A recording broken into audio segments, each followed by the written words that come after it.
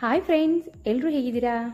Friends, ಇವತ್ತು ನಾನು ನಿಮಗೆ ಇಲ್ಲಿ ತುಂಬಾ ಈಸಿಯಾಗಿ ವರಲಕ್ಷ್ಮಿ ಹಬ್ಬಕ್ಕೆ ಸೀರೆಯನ್ನು ಯಾವ ರೀತಿ ಉಡಿಸೋದಂತ ತೋರಿಸ್ಕೊಡ್ತಾ ಇದ್ದೀನಿ.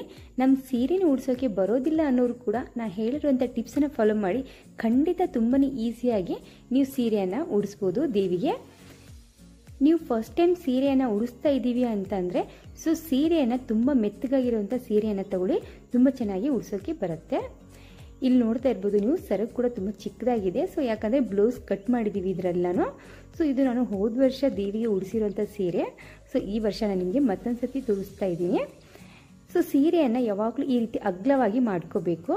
ಈ ರೀತಿ ಎಲ್ಲ ಸೀರೆಯನ್ನು ನಾವು ಅಗಲವಾಗಿ ಮಾಡಿಕೊಂಡು ನಂತರ ನಾವು ಹಿಂದ್ಗಡೆ ಭಾಗ ಇರುತ್ತಲ್ಲ ಅಲ್ಲಿಂದ ಫೋಲ್ಡನ್ನು ಮಾಡ್ತಾ ಬರಬೇಕು.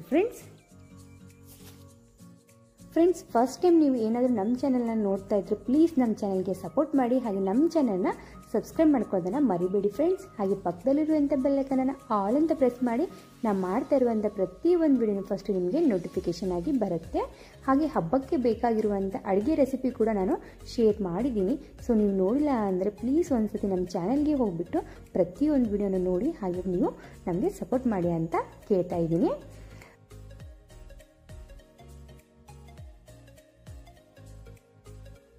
ಬಟ್ಟೆ ಕ್ಲಿಪ್ ಏನು ತೊಗೊಂಡಿರ್ತೀವಲ್ಲ ಆ ಕ್ಲಿಪ್ಪನ್ನು ನಾವು ಈ ರೀತಿ ಎರಡು ಕಡೆಗೆ ಹಚ್ಕೋಬೇಕಾಗತ್ತೆ. ಈ ರೀತಿ ಹಚ್ಕೊಳ್ಳೋದ್ರಿಂದ ಸೀರೆ ಜರುಗೋದಿಲ್ಲ. ಅದಕ್ಕೋಸ್ಕರ 3 ಮೊಳದಷ್ಟು ಸರಕು ಹತ್ರ ಬಿಟ್ಬಿಟ್ಟು ಮಿಕ್ಕಿದೆಲ್ಲವನ್ನು ನಾವು ಇದೇ ರೀತಿ ಫೋಲ್ಡಿಂಗನ್ನು ಮಾಡ್ಕೋಬೇಕು. ಫ್ರೆಂಡ್ಸ್, ಸೀರೆ ಎಷ್ಟು ಉದ್ದ ಬೇಕಲ್ಲ ಅಷ್ಟು ಉದ್ದ ಬಿಟ್ಬಿಟ್ಟು ನಂತರ ಈ ರೀತಿ ನಡುವಿಗೆ ನಾವು ದಾರವನ್ನು ಕಟ್ಟಬೇಕು. ನಾನು ನಿಮಗೆ ಮಾರ್ಕಿಂಗನ್ನು ತೋರಿಸ್ತಾ ಇದ್ದೀನಿ. ನಂತರ ನಾನಿಲ್ಲಿ ಸರ್ಗನ್ನು ಕೂಡ ಮಾಡ್ತಾ ಇದ್ದೀನಿ. ನಾರ್ಮಲ್ ಆಗಿ ನಾವು ಮನೆಯಲ್ಲಿ ಸೀರೆ ಎಲ್ಲ ಉಟ್ಕೊಂಡಾಗ ಸರ್ಗ್ ಮಾಡ್ಕೋತೀವಲ್ಲ ಅದೇ ರೀತಿ ಇಲ್ಲಿ ಕೂಡ ಫೋಲ್ಡಿಂಗನ್ನು ಮಾಡ್ಕೋಬೇಕು. ಫ್ರೆಂಡ್ಸ್, ತುಂಬ ಇಂಪಾರ್ಟೆಂಟ್ ಏನಪ್ಪ ಅಂದರೆ ಸೀರೆ ತುಂಬ ಮೆತ್ತಿಗೆ ಆಗಿರುವಂಥದ್ದು ತಗೊಳ್ಳಿ. ತುಂಬ ಈಸಿಯಾಗಿ ನಾವು ಇಲ್ಲಿ ಸೀರೆಯನ್ನು ಅಮ್ಮನವ್ರಿಗೆ ಉಡಿಸ್ಬೋದು. ನಾನಿಲ್ಲಿ ತೋರಿಸ್ತಾ ಇದ್ದೀನಿ ನಿಮಗೆ. ಈ ರೀತಿ ಮತ್ತೆ ಇದನ್ನು ಫೋಲ್ಡಿಂಗನ್ನು ಮಾಡಿಕೊಂಡು ಒಂದು 3 ರಿಂದ 4 ಕ್ಲಿಪ್ಪನ್ನು ನೀವು ಹಾಕೋಬೋದು. ನಾನಿಲ್ಲಿ ಸರ್ಗು ತುಂಬ ಚಿಕ್ಕದಾಗಿದೆ, ಅದಕ್ಕೋಸ್ಕರ ಇಲ್ಲಿ 3 ಕ್ಲಿಪ್ ಮಾತ್ರ ಸೇರಿಸ್ಕೊಂಡಿದ್ದೀನಿ. ಫ್ರೆಂಡ್ಸ್, ನೀವು ಕಳಸವನ್ನು ಸ್ಥಾಪನೆ ಮಾಡುವಾಗ ಹಸ್ತದಳದ ರಂಗೋಲಿಯನ್ನು ಹಾಕಿ ಅಕ್ಕಿಯನ್ನು ಹಾಕಿ ನಂತರ ನೀವು ಕಳಸವನ್ನು ಸ್ಥಾಪನೆ ಮಾಡಬೇಕು. ನಾನು ಇಲ್ಲಿ ವಿಡಿಯೋಗೋಸ್ಕರ ಹಾಗೆ ತೋರಿಸ್ತಾ ಇದ್ದೀನಿ. ಫ್ರೆಂಡ್ಸ್, ಸೀರೆ ನಡುವಿಗೆ ಒಂದು ದಾರವನ್ನು ಹಾಕಿ ನಂತರ ನಾವು ಕಳಸಕ್ಕೆ ಕಟ್ಕೋಬೇಕಾಗತ್ತೆ. ಈ ರೀತಿಯಾಗಿ ತುಂಬ ಫಿಟ್ಟಾಗಿ ಕಟ್ಕೊಳ್ಳಿ, ಯಾಕಂದರೆ ಬಿಚ್ಚಬಾರ್ದು ಅನ್ನೋ ಕಾರಣಕ್ಕೆ ತುಂಬಾ ಫಿಟ್ಟಾಗಿ ನಾವು ಗಟ್ಟಿಯಾಗಿರುವಂಥ ದಾರದಿಂದ ಕಟ್ಕೋಬೇಕು.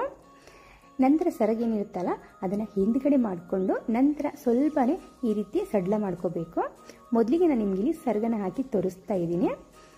ಬಲಗಡೆ ಫಸ್ಟ್ ಹಾಕಿಬಿಟ್ಟು ನಂತರ ನಾವು ಎಡಗಡೆಗೆ ತಗೋಬೇಕು ಇದನ್ನು. ಇದು ತುಂಬ ಚಿಕ್ಕದಾಗಿದೆ ಸರಗು, ಆದರೂ ಕೂಡ ನಾನು ನಿಮಗೆ ಇಷ್ಟು ಚಿಕ್ಕದಾಗಿರುವಂಥ ಸರಗಿನಲ್ಲಿ ಹಾಕಿ ತೋರಿಸ್ತಾ ಇದ್ದೀನಿ. ಈಗ ಏನು ಕಟ್ಟಿಗೆ ಇರುತ್ತಲ್ಲ ಆ ಕಟ್ಟಿಗೆಗೆ ಬಟ್ಟೆ ಕ್ಲಿಪ್ಪನ್ನು ಹಾಕಿ ಫ್ರೆಂಡ್ಸ್. ಈ ರೀತಿ ಬಟ್ಟೆ ಕ್ಲಿಪ್ ಹಾಕೋದ್ರಿಂದ ಸರಗಿಲ್ಲಿ ಜರುಗೋದಿಲ್ಲ. ನಂತರ ಒಂದು ಸೇಫ್ಟಿ ಪಿನ್ ಕೂಡ ಇಲ್ಲಿ ಹಾಕ್ತಾ ಇದ್ದೀನಿ. ಸೇಫ್ಟಿ ಪಿನ್ ಹಾಕೋದ್ರಿಂದ ತುಂಬ ಚೆನ್ನಾಗಿ ಅನಿಸುತ್ತೆ, ನೀಟಾಗಿ ಕೂಡ ಅನಿಸುತ್ತೆ. ನಂತರ ಈ ನೀರಿಗೆನ ನಾವು ಅಡ್ಲವಾಗಿ ಮಾಡ್ಕೋಬೇಕು. ನೋಡಿ, ಈ ರೀತಿ ಚೆನ್ನಾಗಿ ಸ್ಪ್ರೆಡ್ ಮಾಡ್ಕೊಳ್ಳಿ. ನಿಮ್ಗೆ ಎಷ್ಟು ಅಗಲ ಬೇಕಲ್ಲ ಅಷ್ಟು ಅಗಲವಾಗಿ ನೀವು ಸ್ಪ್ರೆಡ್ ಮಾಡ್ಕೋಬೋದು.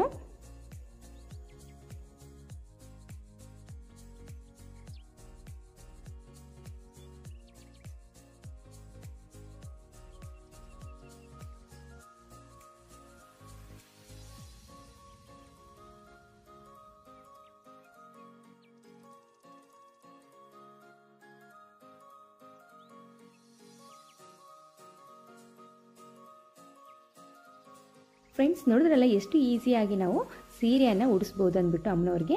ನೀವು ಮೇಲ್ಗಡೆ ವಿಳೆದೆಲೆ ಮತ್ತು ತೆಂಗಿನಕಾಯಿನ ಇಟ್ಟು ನಂತರ ಮುಖವಾಡನ ಹಾಕಿ ಚೆನ್ನಾಗಿ ಅಲಂಕಾರ ಮಾಡಿದ್ರೆ ಇನ್ನೂ ತುಂಬ ಚೆನ್ನಾಗಿ ಕಾಣ್ತಾರೆ ಅಮ್ಮನವರು. ನಾನು ಹಬ್ಬದಕ್ಕಿಂತ ಮುಂಚೆ ಇಡಬೇಕು ಇಡಬಾರ್ದು ಗೊತ್ತಿಲ್ಲ ತೆಂಗಿನಕಾಯಿ ಮತ್ತು ಮುಖವಾಡ, ಅದಕ್ಕೋಸ್ಕರ ನಾನು ಇವತ್ತು ಇಟ್ಟಿಲ್ಲ ಇಲ್ಲಿ. ಹೋದ ವರ್ಷ ನಾನು ಅಮ್ಮನವ್ರಿಗೆ ಸ್ಟೀಲ್ ಡಬ್ಬಿಯನ್ನು ಇಟ್ಟಿರಲಿಲ್ಲ.